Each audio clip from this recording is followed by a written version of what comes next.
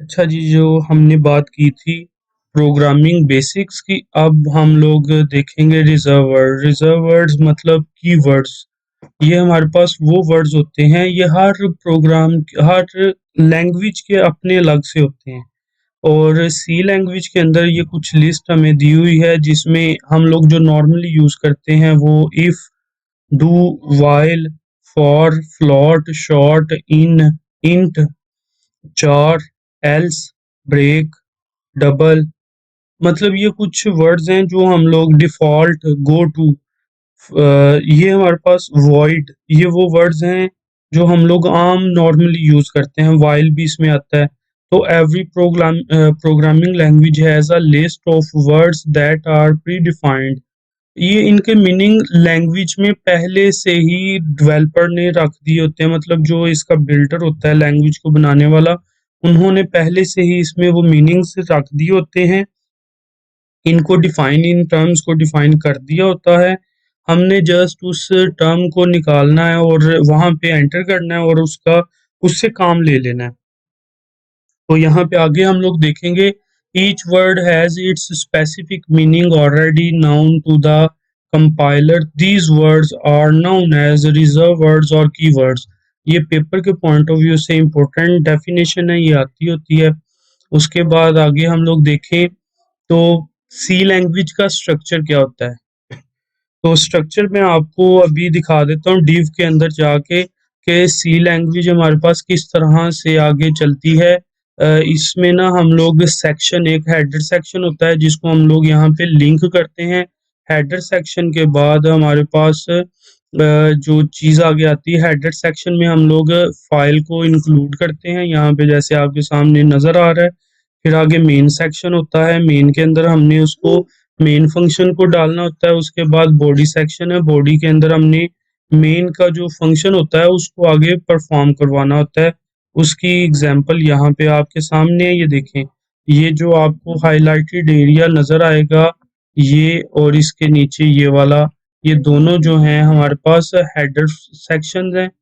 और इन्हीं इन्हीं को यूज करते हुए ये जो रेड और ब्लू में नजर आ रहा था आपको, ये दोनों हमारे पास हेडर सेक्शंस हैं।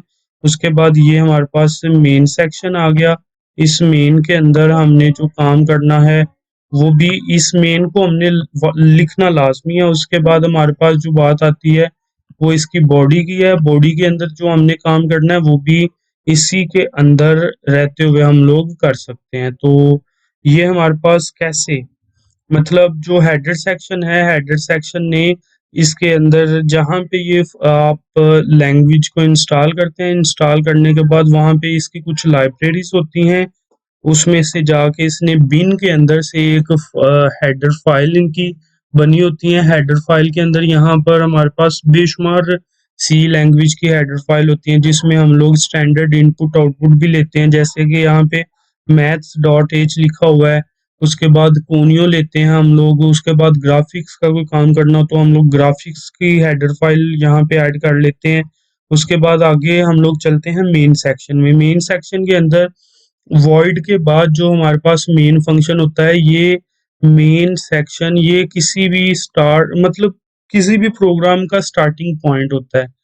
किसी भी प्रोग्राम ने स्टार्ट मेन से ही होना है। वॉइड मेन के बाद हमारे पास जो आगे काम चलता है वो है body of main function. Main function की जो आगे बॉडी है वो कर्ली ब्रैकेट से स्टार्ट होती है, जो कि ब्रैकेट्स मैंने आपको यहाँ पे, ये देखिए, ये ब्रैकेट के बाद हमारा आगे काम चला है। ये ब्रैकेट्स आपको ये ऊपर ये नीचे दोनों नजर आ रही हैं। उसके बाद हमने जो आगे काम करना है, ये ब्लू में और ये रेड में आपको नजर आ रही हैं दोनों ब्रैकेट्स। इन ब्रैकेट्स के बाद हमारा जो अगला काम होता है, मतलब इसी के अंदर हमने जो कुछ भी, जितनी स्टेटमेंट्स, जितना कोड लिखना है, हमने इसी के अंदर जाके लिखना है। इससे हट के हम लोग कुछ नहीं कर सकते। और ये हमारे पास ये लाजमी है। यहाँ पे भी देखें, आपके सामने लिखा हुआ प्रोग्राम कोड नजर आ रहा है। तो इस प्रोग्राम कोड के बाद आगे हम लोग चलेंगे। इसके अंदर जो हमारे पास कमेंट्स होते हैं, कमेंट हमारे पास सी लैंग्वेज में टू टाइप्स के हैं। एक है सिंगल लाइन कमेंट, दूसरा है multi line comment.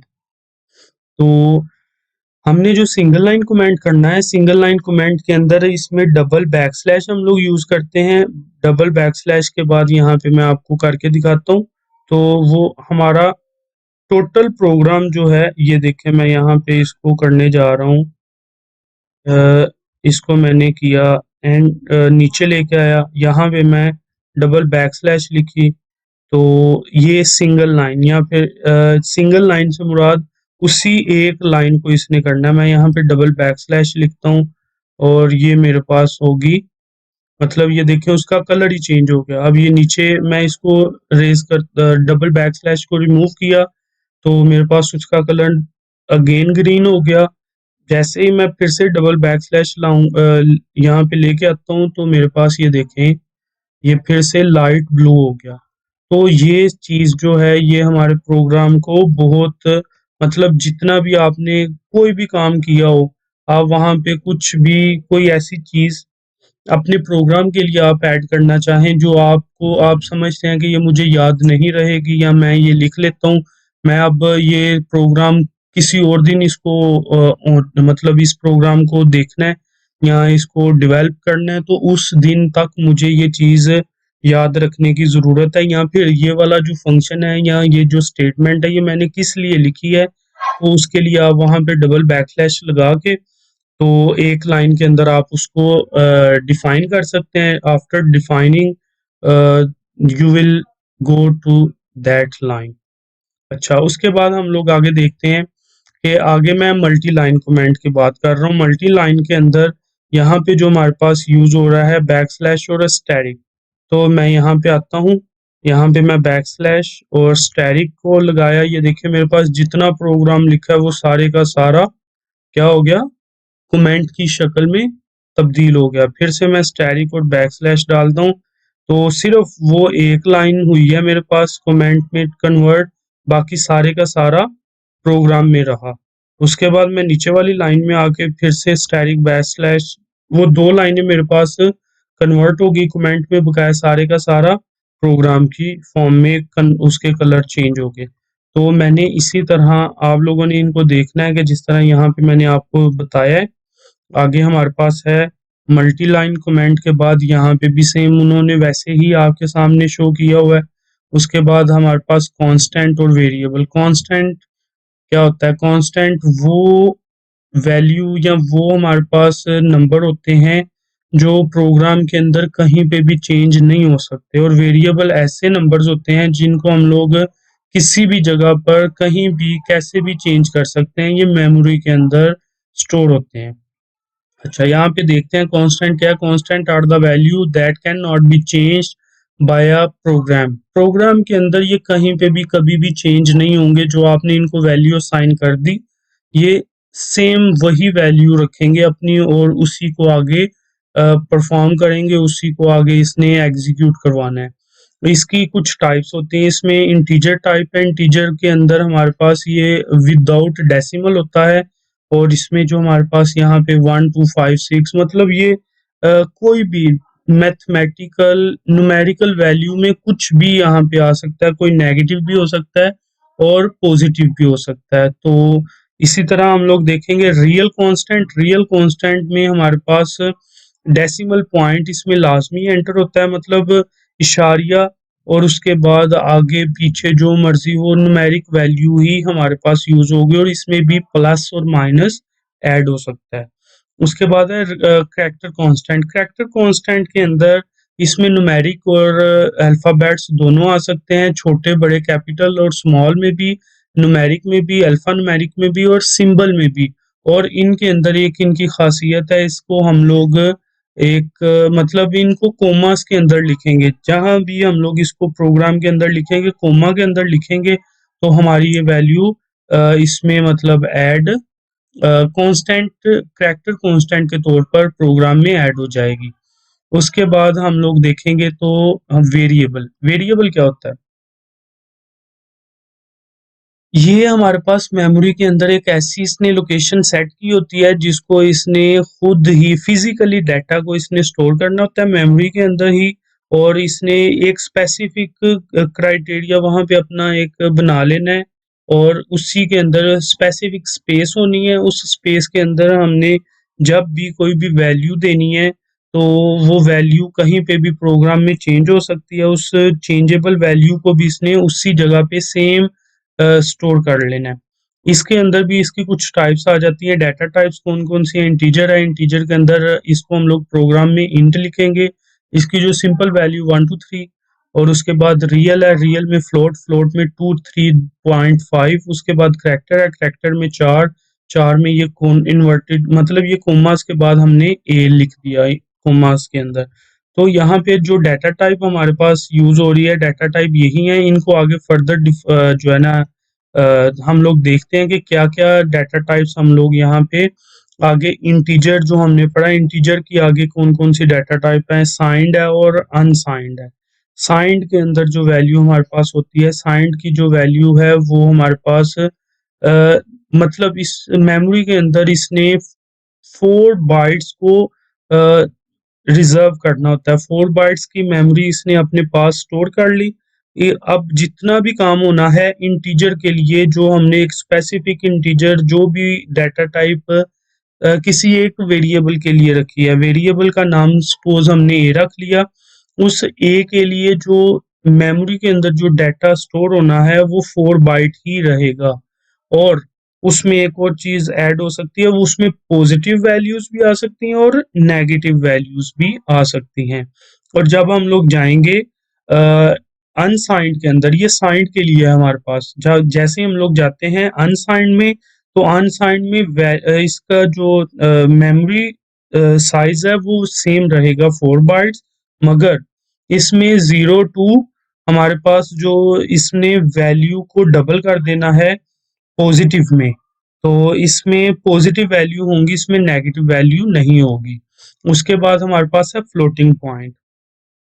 Float mean किसी चीज का तैरना, या फिर यहाँ पे हम लोग देखेंगे पॉइंट, इशारिये के अंदर जो हमारे पास इशारिये के बाद वाली जो अमाउंट्स होती हैं या इशारिये वाली जो अमाउंट्स हैं उनको हम लोग यहाँ पे लिखते हैं। और इसमें जो हमारे पास इसने भी मेमोरी के अंदर जो अपने लिए मेमोरी रिजर्व की होती है वो है 4 बाइट, और 4 बाइट्स का जो साइज इसने अपने पास संभाला होता है। उसके बाद इसके अंदर हमारे पास जो वैल्यूज चलती हैं वो पॉजिटिव में भी हो सकती हैं, वो नेगेटिव में भी हो सकती हैं।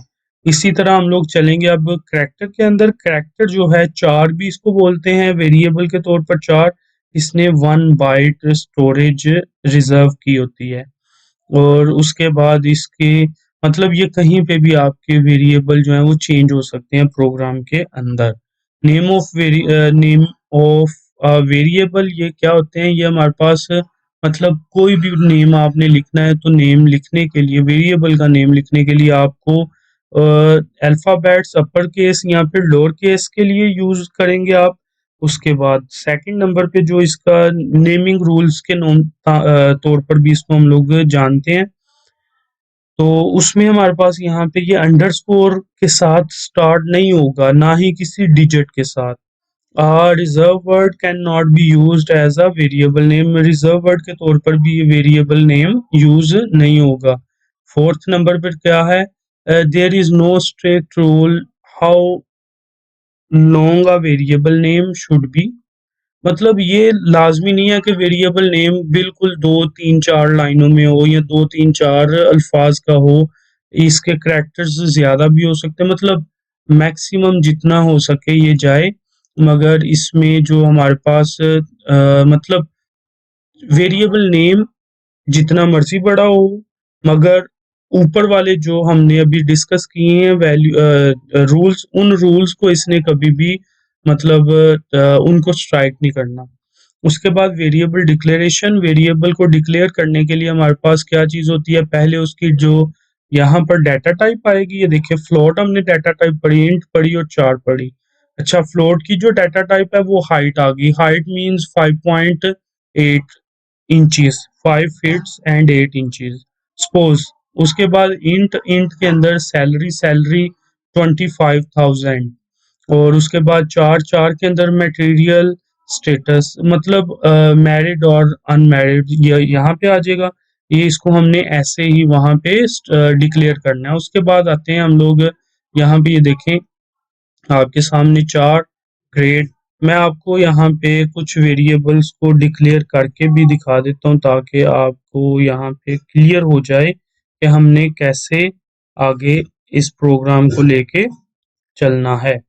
तो मैं यहाँ पे इंट लिखता हूँ, इंट के बाद मैं एज एज लिख ली, और यहाँ पे मैं फ्लोट फ्लोट लिखा, फ्लोट में मैंने लिख दी हाइट हाइट। उसके बाद मैंने यहाँ पे लिखा 4। 4 के बाद ये देखें ज़रा, यहाँ पे एक और वाज़ेह चीज़ आपके सामने है कि ये देखें, ये हमारे पास ब्लू एरिया में उसकी डाटा टाइप है जो कि बोल्ड में नज़र आएगी, और जो आगे उसकी वेरिएबल को डिक्लेयर किया हमने वो हमारे पास मतलब वो नॉर्मल लेटर्स में नज़र आएगा। 4 के अंदर हम लोग लिखते हैं 4 के अंदर ग्रेड ग्रेड लिखा, तो ये हमारे पास मतलब ये इसी तरह इसमें आएगा। उसके बाद डाटा टाइप में हमारे पास ये मैं आपको ना एक प्रोग्राम बना के भी, ये चले नेक्स्ट हम लोग ये प्रोग्राम बनाएंगे अगली वीडियो में, और फिर ये चैप्टर हमारा ख़त्म हो जाएगा। उस तब तक के लिए अल्लाह हाफिज़, मिलते हैं अब नेक्स्ट वीडियो में।